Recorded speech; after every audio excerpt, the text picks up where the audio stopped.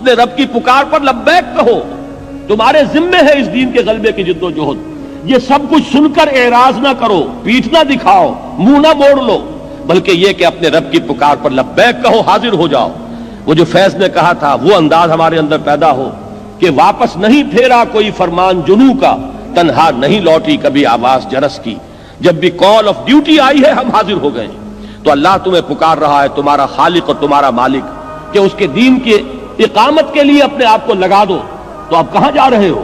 استجیبوا لربکم من قبل ان یاتی یوم لا مرد لہ من اللہ، اپنے رب کی اس پکار پر لبیک کہو اس سے پہلے کہ وہ دن آ جائے کہ پھر جس کو لوٹانے والا کوئی نہیں ہوگا۔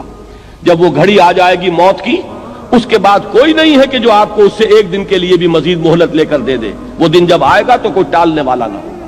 اس سے پہلے اپنے رب کی اس پکار پر لبیک کہو۔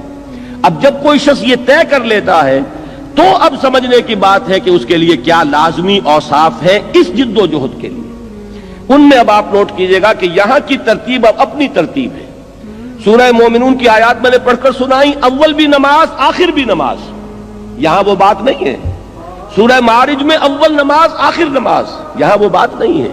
یہاں جو ہے ترتیب بدل گئی ہے۔ کیوں بدل گئی ہے؟ کہ موضوع بدل گیا ہے۔ یہ اقامت دین کی جد و جہد کے جو لازمی اوصاف ہیں وہ موضوع ہے یہاں پر، انفرادی سیرت و کردار کے اوصاف نہیں ہیں، اور اس اعتبار سے ترتیب بدل جائے گی۔ پہلی بات، فما اوتیتم من شیء فمتاع الحیات الدنیا وما عند اللہ خیر وابقى للذین آمنوا وعلی ربہم یتوکلون۔ پہلی چیز اس میں وہ بیان ہو رہی ہے جو ایمان کا ایک خاص خلاصہ ہے، لب لباب، لیکن اس کا وہ جوہر جو اقامت دین کی جد و جہد کے لیے ضروری ہے، وہ کیا ہے؟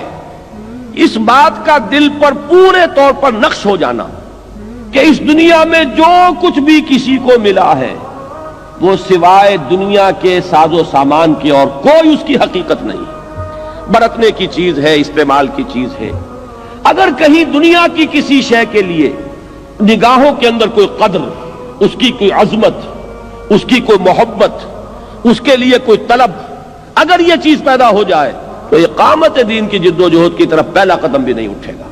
گاڑی نوک کرے گی، چلنا چاہیں گے آپ جو ہے گیس دے رہے ہیں، گاڑی نہیں چلے گی، اس لیے کہ جب تک ایک انسان کی کیفیت یہ نہ ہو جائے جس کو کہ ایک حدیث میں کہا گیا ہے کہ دنیا و ما فیہا مچھر کے پر کے برابر نظر آئے۔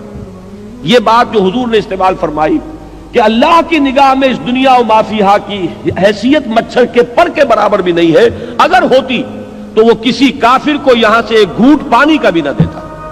یہاں کافر ہیں اور دنیا میں عیش کر رہے ہیں، مزے کر رہے ہیں، ساز و سامان ہے، لمبی لمبی کاریں ہیں، مشرکین ہیں، اللہ کے باغی ہیں، اللہ کو گالیاں دینے والے ہیں، شریعت کا مذاق اڑانے والے ہیں، استہزاء کرنے والے ہیں، سنت کا مذاق اڑانے والے ہیں۔ دنیا میں ان کے لیے ریل پیل ہے، ساز و سامان ہے، کوٹھیاں ہیں، کاریں ہیں، کیا نہیں ہے؟ معلوم یہ ہوا کہ اللہ کا، اگر یا تو یوں کہیے کہ اللہ کو ان سے پیار ہے، ان سے محبت ہے، اللہ نے اتنی قیمتی چیزیں ان کو دے دی ہیں۔ اللہ کہتا ہے کہ میری نگاہ میں تو ان کی مچھر کے پر کے برابر وقت نہیں ہے، میں نے یہ سب کچھ اس لیے دے دیا ہے، یہ سب کاٹ کباڑ ہے، اس کے سوا کچھ نہیں۔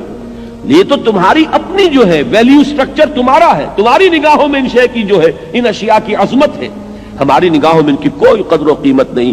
ہماری نگاہ میں قدر و قیمت آخرت کی ہے۔ اور جب تک ایک بندہ مومن کا اپنا سوچنے کا انداز بالکل اس خدائی جو ہے ایک معیار اس کے ساتھ بالکل مکمل نہ ہو، لیکن ہم آہنگ تو ہو جائے، اس کے ساتھ اس کے ایک ہم آہنگی کی کیفیت پیدا ہو جائے، اگر یہ نہیں ہوگا تو اقامت دین کی جد و جہد میں انسان سمجھے گا کہ میں لگا ہوا ہوں، ساری کوشش ہو رہی ہوگی اپنے مال بڑھانے کی، اپنے ساز و سامان میں اضافے کی، اپنے سٹیٹس کو بڑھانے کی، اپنے دنیا کی بلونگنگز کے اندر اضافہ کرنے کی، اپنی کار کو لمبے سے لمبا کرنے کی۔ صرف یہ ہے کہ جسے آپ ایک کہتے ہیں کہ ایک بائی پروڈکٹ ہے، سائیڈ ایشو ہے، ایک ہابی ہے، ایک دلچسپی ہے، اس کے درجے میں دین کا کوئی کام کر کے آدمی اپنے آپ کو دھوکہ دے رہا ہوتا کہ میں دین کا کام کر رہا ہوں۔ جب تک یہ شکل نہ ہو، دیکھیے اس میں وہ انتہا نہ آ جائے، رہبانیت اسلام میں نہیں ہے، یہ ہر شخص کے اپنے اندر اپنے دل میں جھانکنے کی بات ہے کہ آیا فی الواقع میرے دل میں ان چیزوں کی کوئی قدر ہے یا نہیں، استعمال کرنے میں کوئی حرج نہیں، فمتاع الحیات الدنیا، اس متاع الحیات دنیا کے الفاظ میں بھی وہ بات موجود ہے کہ یہ بات نہیں ہے کہ استعمال نہ کرو. کسی شخص کو اگر اللہ تعالیٰ نے کار دی ہے اور وہ اس کام اس کے ذریعے سے زیادہ کر سکتا ہے، کوئی حرج نہیں. لیکن اگر کار کی عظمت اور کار کی محبت دل میں آ گئی تو انسان مارا گیا، پھر وہ اس جد و جہد کے کام کا نہیں رہا.